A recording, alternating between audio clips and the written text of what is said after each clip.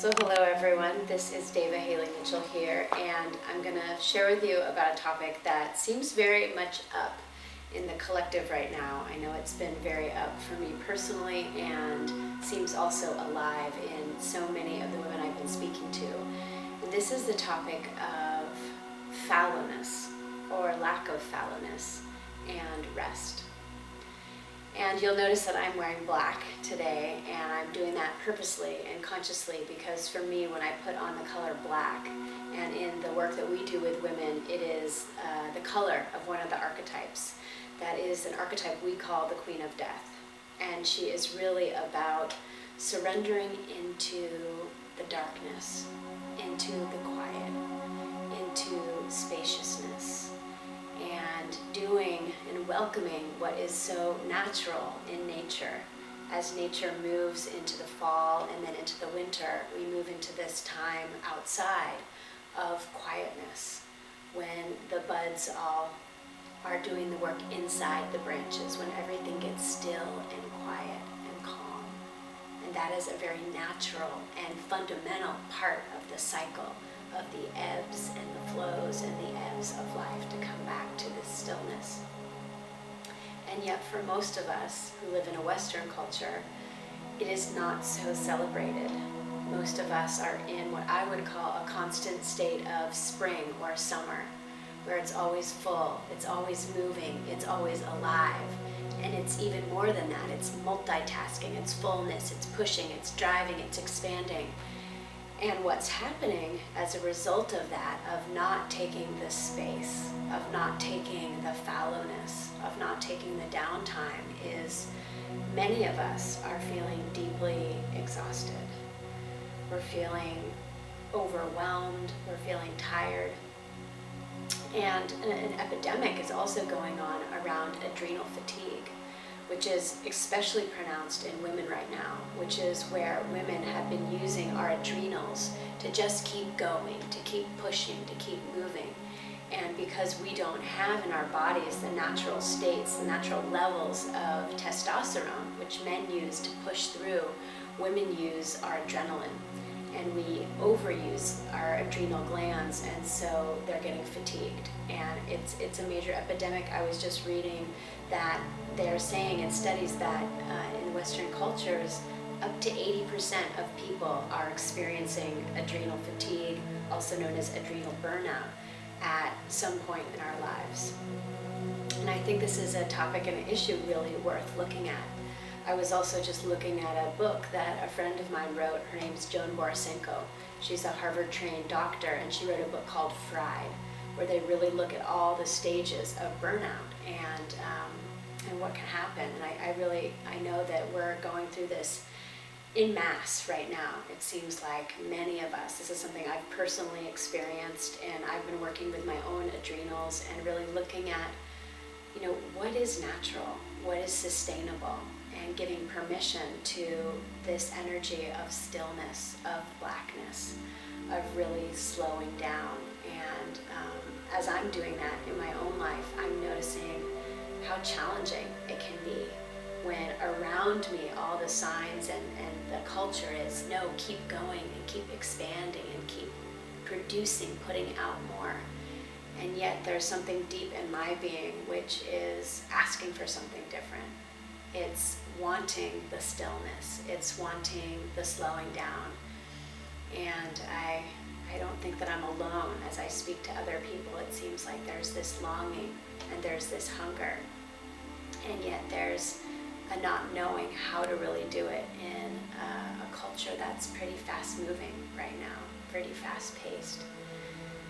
So I'm just going to make a radical invitation and a few radical suggestions about how you might really embrace this fallowness, this space of restfulness as part of the natural cycle, especially after you've done a major birthing. Like I myself just birthed an album not that long ago. And so now is the time to embrace the fallow period. And the fallow period doesn't mean that there's nothing happening. When I look outside, and I'm someone who loves gardening, and I spend time with plants, and when I look in my garden, I know that right now, this period of fallowness outside, as things are slowing down, it's fundamental. This is the time when the roots beneath the surface, you can't see them, but beneath the surface, there's a deepening that's happening. There's growth, there's a fortifying, a strengthening that's happening beneath the surface. And so my radical invitation to you is to experiment with wearing black. I find that actually wearing the color black gives me permission, and I consciously put it on saying, oh yeah, today I'm going to embrace this dark space of non-doing, of moving at a more organic, slow pace, of listening to my body. And how that looks for me is often going to sleep a little bit earlier than I normally would, and then letting myself wake up on my own, not using an alarm clock. I think it's pretty radical for me to say that I've been sleeping 9 or 10 hours a night, because that is what my body is wanting. And the good news is that I just found out that Einstein also sleeps or slept 10 hours a night as well, and that was part of what he needed to fuel his massive brilliance and creativity. So sometimes it's more hours, sometimes it's less, but what about listening to your body, letting yourself wake up when your body says it's ready, not scheduling early morning meetings. A radical thing I've done, which a lot of people have looked at me quite like I'm crazy, is I've said, I'm not going to schedule any meetings in the morning till 11 o'clock. And people will look at me and say, 11 o'clock. And I say, that's right, not always, not forever, but for those periods when I'm really wanting to slow down, and how I use that morning time really gives me the vitality that I need to do my life. I take that time to be unstructured. For me, having some time that is not structured by my work, by my email, by my clients, but that's just me listening to my body. And I use this term, which some of you who know my work better will be familiar with, which is feeding the feminine first, where I wake up, I say, what would this slower feminine part of myself want right now? How could I really nourish myself?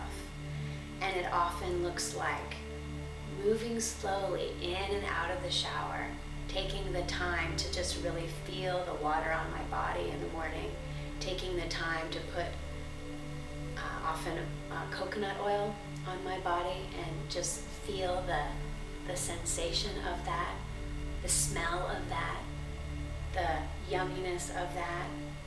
I love to go out in my garden before I begin a work day and just notice what's alive in the garden. Is there anything different? And I notice what nighttime activities happen. There's often been things digging in the garden at night, or if it's springtime, there's new buds or new things bursting. But just being a little bit slower, cuddling with my cat for 10 minutes, or laying in bed and just letting myself be present without hopping out of bed. For me, those are a few of the things that are very simple, and yet somewhat radical, to not just conform to the fast-pacedness that is happening, and then the resulting burnout that's happening, and then the resulting medical intervention that's needing to happen, people taking drugs, people taking coffee multiple times a day. What about just sleeping a little more and listening to our bodies and allowing ourselves to know that this out-breath, this ebb, this space is part of what's required for us to be the brilliant and magnetic and bright lights that we are. We need to give time and space for our roots to grow deep beneath the surface, to be still, to allow space between the activities. And so I just invite you to try this on, especially in the winter months when outside things are getting much more quiet. And as you try it on, just see how your own body, how your own being, how your own spirit responds to having some space, to having some rest. to not feeling ashamed for needing it, but to celebrating that you are indeed human, and that this is part of what the human beingness needs as a natural part of our fullness. So sleep a lot.